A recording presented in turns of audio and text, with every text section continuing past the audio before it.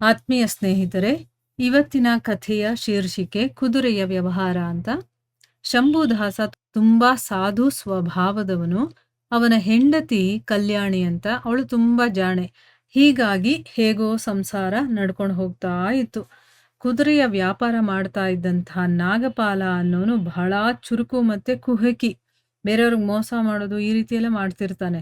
ಒಂದು ದಿವಸ ಶಂಭುದಾಸ ನಾಗಪಾಲನಿಗೆ, ಅಯ್ಯ, ನಿನ್ ಹತ್ರ ಇರುವಂತ ಕುದುರೆಯನ್ನ ಒಂದು ದಿನಕ್ಕೆ ಬಾಡಿಗೆ ಕೊಡ್ತೀಯಾ? ನಾನು ನಗರಕ್ಕೆ ಹೋಗ್ಬೇಕಾಗಿದೆ ಅಂತ ಹೇಳ್ತಾನೆ. ಅದಕ್ಕೆ ನಾಗಪಾಲ ಏನ್ ಮಾಡ್ತಾನೆ, 10 ನಾಣ್ಯವನ್ನ ಈ ಕೂಡಲೇ ನೀನು ಮುಂಗಡ ಹಣವಾಗಿ ತಗೊಂಡು ಕುದುರೆಯನ್ನ ಕೊಡೋದಕ್ಕೆ ಒಪ್ಕೊಳ್ತಾನೆ. ಅಂದ್ರೆ ಮೊದಲೇ ನೀನು ಅಡ್ವಾನ್ಸ್ ಆಗಿ ನನಗೆ ಇಷ್ಟು ಹಣ ಕೊಟ್ರೆ ನಾನು ಕೊಡ್ತೀನಿ ಅಂತ ಅಂದ್ಬಿಟ್ಟು 10 ನಾಣ್ಯವನ್ನ ಇಸ್ಕೊಳ್ತಾನೆ. ಹಣವನ್ನ ಕೊಟ್ಟು ಶಂಭುದಾಸ ಮನೆಗೆ ಬಂದು ಕಲ್ಯಾಣಿಗೆ ವಿಷಯವನ್ನು ಹೇಳಿದಾಗ ಅವಳು, ಅಯ್ಯೋ, ನಾಳೆ ಆ ಕಾರ್ಯಕ್ರಮ ಇತ್ತಲ್ಲ, ಅದು ರದ್ದಾಗಿದೆ. ಅಂದ್ರೆ ಅದು ಪೋಸ್ಟ್‌ಪೋನ್ ಆಗಿದೆ. ಅದಕ್ಕೋಸ್ಕರನೇ ನಾಗಪಾಲನಿಂದ ಹಣವನ್ನ ವಾಪಸ್ ತಗೊಂಡ್ ಬನ್ನಿ ಅಂತ ಹೇಳ್ತಾಳೆ. ಅಂದ್ರೆ ಆ ಪ್ರೋಗ್ರಾಮ್ ಇನ್ಯಾವಾಗಿದೆಯೋ ಅವಾಗ ನಾವು ಬೇಕಾದ್ರೆ ಅದನ್ನ ಈಸ್ಕೊಳ್ಳೋಣ ಅಂತ ಅಂದ್ಬಿಟ್ಟು. ಈಗ ಕುದುರೆನ ತಗೊಂಡ್ರು ವೇಸ್ಟ್ ಅಲ್ವಾ? ಅದಕ್ಕೋಸ್ಕರ ಆ ರೀತಿ ಹೇಳ್ತಾಳೆ. ಅದೇ ರೀತಿ ಶಂಭುದಾಸ ಏನ್ ಮಾಡ್ತಾನೆ, ನಾಗಪಾಲನ ಹತ್ರ ಹೋಗಿ ನನ್ನ ಮುಂಗಡ ಹಣವನ್ನ ವಾಪಸ್ ಕೊಡು ಅಂತ ಹೇಳಿದಾಗ ನಾಗಪಾಲ ಒಪ್ಕೊಳ್ಳಿಲ್ಲ. ಶಂಭುದಾಸ ಮನೆಗೆ ಬಂದು ಕಲ್ಯಾಣಿಗೆ ಎಲ್ಲವನ್ನು ವಿವರವಾಗಿ ಹೇಳ್ತಾನೆ. ಕಲ್ಯಾಣಿ ಸ್ವಲ್ಪ ಹೊತ್ತು ವಿಚಾರ ಮಾಡಿ, ನಡೀರಿ, ನಾನು ನಿಮ್ ಜೊತೆ ಬರ್ತೀನಿ, ನಾಗಪಾಲನನ್ನ ವಿಚಾರಿಸೋಣ ಅಂತ ಹೇಳ್ತಾಳೆ. ಕಲ್ಯಾಣಿ ನಾಗಪಾಲನ ಹತ್ರಕ್ಕೆ ಬಂದು, ನಾಳೆ ನಮಗೆ ಬಾಡಿಗೆಗೆ ಕೊಡುವ ಕುದುರೆಯನ್ನ ತೋರಿಸ್ತೀರಾ ಅಂತ ಹೇಳ್ತಾಳೆ. ಅದ್ರ ಬೆನ್ನು ಎಷ್ಟು ಅಗಲ ಇದೆ ಅಂತ ನಾನು ನೋಡ್ಬೇಕು ಅಂತ ಹೇಳ್ತಾಳೆ.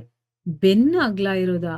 ಬೆನ್ನಿನ ಅಗಲ ಯಾಕೆ ಬೇಕು ಅಂತ ಅಂದ್ಬಿಟ್ಟು ನಾಗಪಾಲ ಹಾಸ್ಯ ಮಾಡ್ತಾ ಹೇಳ್ತಾನೆ. ಅವ್ರು ನೋಡ್ ನಗ್ತಾ ಹೇಳ್ತಾನೆ, ಈ ಬೆನ್ನೇನಕ್ಕೆ ಅಗಲ ಇರಬೇಕು ಅಂತ ಅಂದ್ಬಿಟ್ಟು, ಇಲ್ಲ ಇಲ್ಲ, ನಾನು ನೋಡ್ಲೇಬೇಕು ಅಂತ ಅಂದ್ಬಿಟ್ಟು ಗಂಡನ ಕಡೆ ತಿರುಗಿ, ನೀವು, ನಾನು, ನಮ್ಮ ಮಗ ಅಲ್ದೆ ಸಾಮಾನು ಇಷ್ಟನ್ನು ಹೊರಬೇಕಲ್ಲ ಅಂತ ಹೇಳ್ತಾಳೆ.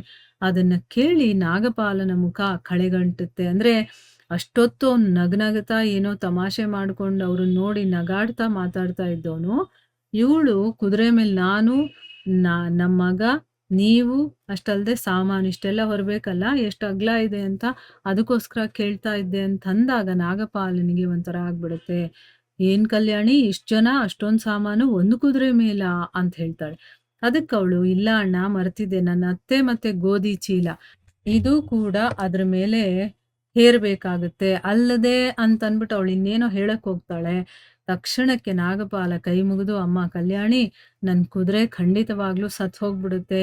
ನೀವು ಕೊಟ್ಟ 10 ನಾಣ್ಯದ ಜೊತೆ ನನ್ನ 5 ನಾಣ್ಯವನ್ನೂ ಸೇರಿಸಿ ಕೊಡ್ತೀನಿ, ನನ್ ಕುದುರೆನ್ ಬಿಟ್ಟುಬಿಡು ಅಂತನ್ಬಿಟ್ಟು 15 ನಾಣ್ಯವನ್ನ ಕೊಡ್ತಾನೆ. ಕಲ್ಯಾಣಿ ಆ ಹಣವನ್ನ ತಗೊಂಡು, ಅಣ್ಣ, ನಾವು ಕೊಟ್ಟ 10 ನಾಣ್ಯ ನಮಗ್ ಸಾಕು ಅಂತ ಹೇಳಿ 5 ನಾಣ್ಯವನ್ನ ವಾಪಸ್ಸು ಅವಳು ಕೊಟ್ಟು ಗಂಡನ ಜೊತೆ ಹೊರಟು ಹೋಗ್ತಾಳೆ.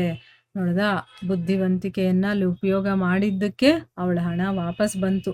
ಇಲ್ಲ ಅಂತಂದ್ರೆ ಹೊರಟೋಗ್ತಿತ್ತು. ಹರೇ ಕೃಷ್ಣ.